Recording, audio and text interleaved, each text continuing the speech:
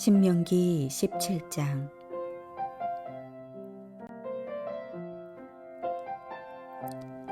흠이나 악질이 있는 소와 양은 아무것도 내 하나님 여호와께 드리지 말지니 이는 내 하나님 여호와께 가증한 것이 됨이니라. 내 하나님 여호와께서 내게 주시는 어느 성중에서든지 너희 가운데에 어떤 남자나 여자가 내 하나님 여호와의 목전에 악을 행하여 그 언약을 어기고 가서 다른 신들을 섬겨 그것에게 절하며 내가 명령하지 아니한 1월 성신에게 절한다 하자. 그것이 내게 알려짐으로 내가 듣거든 자세히 조사해 볼지니 만일 그 일과 말이 확실하여 이스라엘 중에 이런 가증한 일이 행함이 있으면 너는 그 악을 행한 남자나 여자를 내 성문으로 끌어내고 그 남자나 여자를 돌로 쳐 죽이되 죽일 자를 2사람이나 3사람의 증언으로 죽일 것이요 한 사람의 증언으로는 죽이지 말 것이며 이런 자를 죽이기 위하여는 증인이 먼저 그에게 손을 댄 후에 뭇 백성이 손을 댈지니라. 너는 이와 같이 하여 너희 중에서 악을 제할지니라. 내 성중에서 서로 피를 흘렸거나 다투었거나 구타하였거나 서로 간에 고소하여 내가 판결하기 어려운 일이 생기거든 너는 일어나 내 하나님 여호와께서 택하실 곳으로 올라가서 레위 사람 제사장과 당시 재판장에게 나아가서 물으라. 그리하면 그들이 어떻게 판결할지를 내게 가르치리니 여호와께서 택하신 곳에서 그들이 내게 보이는 판결의 뜻대로 내가 행하되 그들이 내게 가르치는 대로 삼가 행할 것이니 곧 그들이 내게 가르치는 율법의 뜻대로 그들이 내게 말하는 판결대로 행할 것이요 그들이 내게 보이는 판결을 어겨 좌로나 우로나 치우치지 말 것이니라. 사람이 만일 무법하게 행하고 내 하나님 여호와 앞에 서서 섬기는 제사장이나 재판장에게 듣지 아니하거든 그 사람을 죽여 이스라엘 중에서 악을 제하여 버리라. 그리하면 온 백성이 듣고 두려워하여 다시는 무법하게 행하지 아니하리라. 내가 내 하나님 여호와께서 내게 주시는 땅에 이르러 그 땅을 차지하고 거주할 때에 만일 우리도 우리 주위의 모든 민족들 같이 우리 위에 왕을 세워야겠다 생각이 나거든 반드시 내 하나님 여호와께서 택하신 자를 내 위에 왕으로 세울 것이며 내 위에 왕을 세우려면 내 형제 중에서 한 사람을 할 것이요 내 형제 아닌 타국인을 내 위에 세우지 말 것이며 그는 병마를 많이 두지 말 것이요 병마를 많이 얻으려고 그 백성을 애굽으로 돌아가게 하지 말 것이니 이는 여호와께서 너희에게 이르시기를 너희가 이후에는 그 길로 다시 돌아가지 말 것이라 하셨음이며 그에게 아내를 많이 두어 그의 마음이 미혹되게 하지 말 것이며 자기를 위하여 은금을 많이 쌓지 말 것이니라. 그가 왕위에 오르거든 이 율법서의 등사본을 레위 사람 제사장 앞에서 책에 기록하여 평생에 자기 옆에 두고 읽어 그의 하나님 여호와 경외하기를 배우며 이 율법의 모든 말과 이 규례를 지켜 행할 것이라. 그리하면 그의 마음이 그의 형제 위에 교만하지 아니하고 이 명령에서 떠나 좌로나 우로나 치우치지 아니하리니 이스라엘 중에서 그와 그의 자손이 왕위에 있는 날이 장구하리라.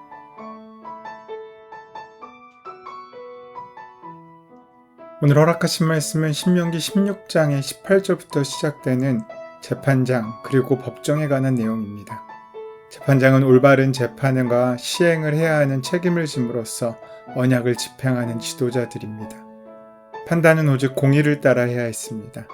굽게 판단하거나 사람을 외모로 보거나 뇌물을 받아서는 안 됩니다.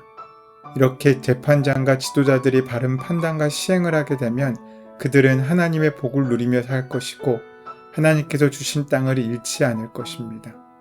기본적으로 이스라엘 법 집행은 각 성에서 선출되었습니다. 선출된 재판장과 유사, 관리에게 요구되는 것은 공의로운 재판이었습니다.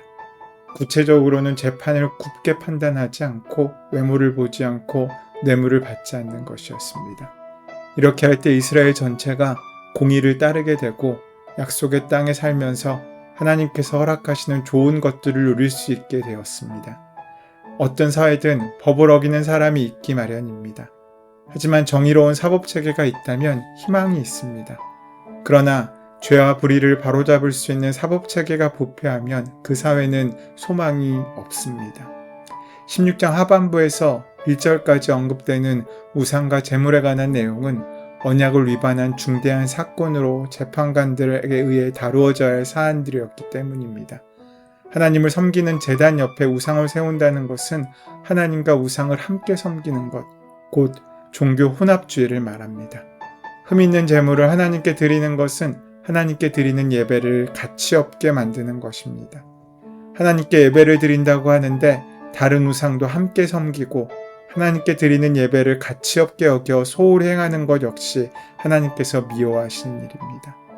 2절로부터 7절까지의 말씀은 이스라엘의 법 집행의 절차를 보여줍니다. 바로 앞의 사례와 같이 십계명의 제1계명을 어겼을 때의 예를 등장하고 보여줍니다. 주목할 만한 특징은 다음과 같습니다. 먼저 남자와 여자에게 차별 없이 적용되었습니다. 남자와 여자가 동등하게 재판을 받는다는 것은 아주 가부장적이었던 당시 고대 근동사회에선 혁명적인 일이었습니다. 두 번째로 고발된 혐의에 대해서는 세밀하게 조사하여 혐의가 분명하게 입증되어야 했습니다. 다시 말해서 유죄로 결론 날 때까지 무죄로 추정하는 것입니다. 이것은 오늘날 사법체계에서도 중요한 것으로 생각하고 있는 것입니다. 세 번째로 재판은 공개적으로 이루어져야 합니다. 재판이 드려지는 성문은 누군가에게 다 공개되어 있는 공개적으로 처리할 수 있는 자리입니다. 공개된 재판은 투명하고 신뢰할 만한 재판을 기대하게 합니다. 네 번째로 사형에 해당하는 사항은 적어도 2사람 이상의 증인이 필요했습니다. 무고한 희생자를 방지하기 위한 조치였고 신약에 와서는 교회의 권징에도 이 원리가 적용됩니다. 다섯째로 판결이 나서 사형이 집행될 때까지 증인이 앞장서야 합니다. 이는 경솔하고 거짓된 고발을 예방하는 데 도움을 주었습니다. 사형제에 대한 위증한 증인들은 나중에 그 위증 사실이 밝혀졌을 때 그 역시 살인죄로 처벌받을 수 있기 때문입니다. 고대 이스라엘의 사법체계는 현대인들의 눈에도 인상적이고 여전히 추구할 만한 가치가 있는 목표를 지향합니다.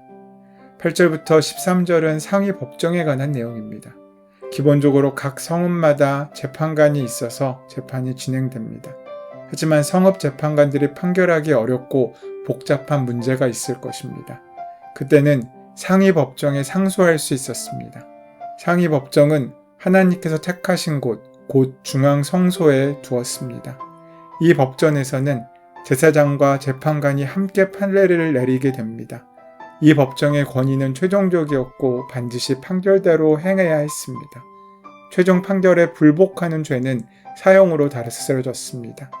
이렇게 제사장과 재판관들의 권위는 높고 그 책임은 무거웠습니다. 이들의 부패는 사회에 치명적인 결과를 가져왔습니다. 그래서 나중에 부패한 이스라엘을 향한 선지자들의 질책이 등장할 때마다 제사장과 재판관들에 대한 책망과 경고가 많이 나옵니다.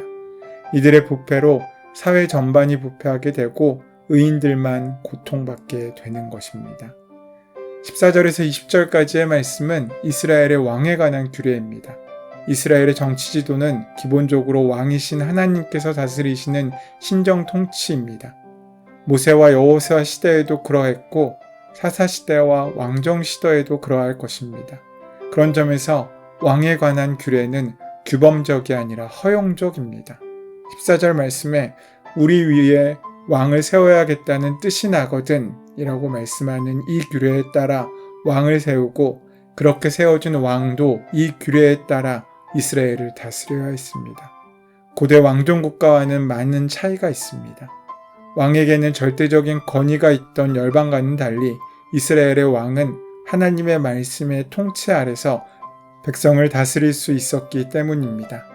이스라엘의 왕에 관한 규례는 다음과 같습니다. 백성들의 요청으로 세워질 수 있지만 왕을 택하고 세우시는 분은 하나님이셨습니다. 두 번째로 이스라엘 백성 중 한 사람이어야지 외국인은 왕이 될 수 없었습니다. 또 이스라엘 왕은 다른 나라의 왕들과 같지 않아야 했습니다. 본문은 그 세 가지 하지 말아야 할 것과 한 가지 반드시 지켜야 할 것을 말씀하고 있습니다. 먼저 하지 말아야 할 것은 첫 번째로 군말을 두지 말아야 했습니다. 이는 몇 가지 의미가 있을 터인데 먼저 전쟁을 하지 말라는 의미를 갖고 있습니다.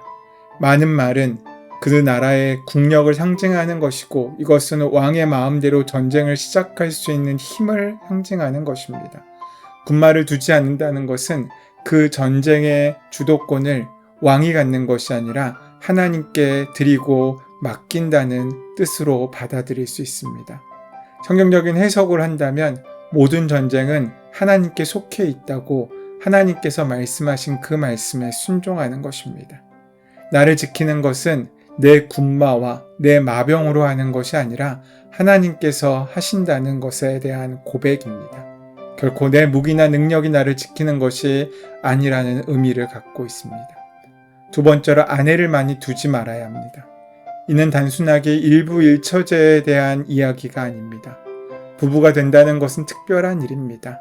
단순히 같이 사는 것을 넘어서 서로 영적인 교류가 이루어지는 관계입니다.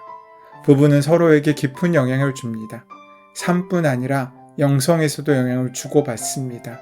그러한 마음으로 많은 아내를 두지 않고 참다운 또 진실한 마음으로 그 관계를 유지할 수 있어야 우리는 영적으로 굳게 설 수 있게 된다는 것입니다. 세 번째로 자기를 위하여 높이 재물을 쌓지 말라고 말씀하십니다. 물론 재물에는 문제가 없습니다. 돈엔 죄가 없습니다. 아니, 돈은 우리에게 굉장히 중요한 존재입니다. 문제는 돈을 다루는 우리의 마음과 욕심과 태도입니다. 성경에서 이 세 가지를 다 가진 왕의 대표적인 인물이 솔로몬입니다. 솔로몬은 이스라엘 역대 왕 중 가장 많은 말을 가지고 있었습니다. 한 우리에 4만 마리의 말을 둘 정도였으니 말입니다. 뿐만 아니라 그의 아내는 1000명이 넘었다고 합니다. 대부분은 이방의 여인들이었습니다. 그 여인들은 결혼을 할 때 자신들이 섬기던 우상들을 다 가지고 들어왔습니다. 재물은 어땠습니까? 그에게는 금으로 만든 방패들이 수백 개였고 자기의 의자나 사용하는 그릇 모두 순금으로 만들었습니다. 솔로몬은 은 따위는 값어치 있는 것으로 여겨지지 않을 정도의 삶을 살았습니다. 하지만 솔로몬이 그 모든 것을 갖고 이루어낸 결과는 나라의 분열이었습니다. 나라가 갈라지고 패망의 길을 걷게 됩니다. 어쩌면 우리의 영성이 그럴 수도 있습니다. 자신을 지키기 위하여 무엇보다 자신의 힘이나 재능을 믿고 키우고 내 생각과 내 옳은 대로 삶을 살다 보면 우리는 결국 망할 수밖에 없습니다. 그래서 하나님께서는 갖지 말아야 할 세 가지를 넘어 한 가지 꼭 지켜야 할 것이 무엇인지를 말씀해 주고 있으신데 그것은 주님의 말씀을 늘 곁에 두고 살라는 말씀이었습니다. 오늘 나는 무엇을 구하며 무엇을 의지하고 무엇을 소망하며 살고 있습니까? 우리가 온전한 지도자로 설 수 있으려면 오늘 말씀을 깊이 묵상할 수 있어야 합니다. 우리의 삶의 자리에서 하나님의 은혜를 기억하시고 하나님께서 사용하시는 그 자리에 하나님의 말씀을 순종하는 은혜로 오늘을 살아가는 저와 여러분 되시기를 소원하고 축원합니다. 은혜의 주님, 사람에게는 소망이 없음을 알고 오직 하나님께서 보여주시는 믿음으로 살 수 있도록 인도하여 주시옵소서. 예수 그리스도의 이름으로 기도드립니다. 아멘. 이제 오늘 허락하신 말씀을 깊이 묵상하시며 나에게 주시는 말씀으로 만나기 위하여 함께 기도하는 시간 가지도록 하겠습니다. 함께 기도합니다.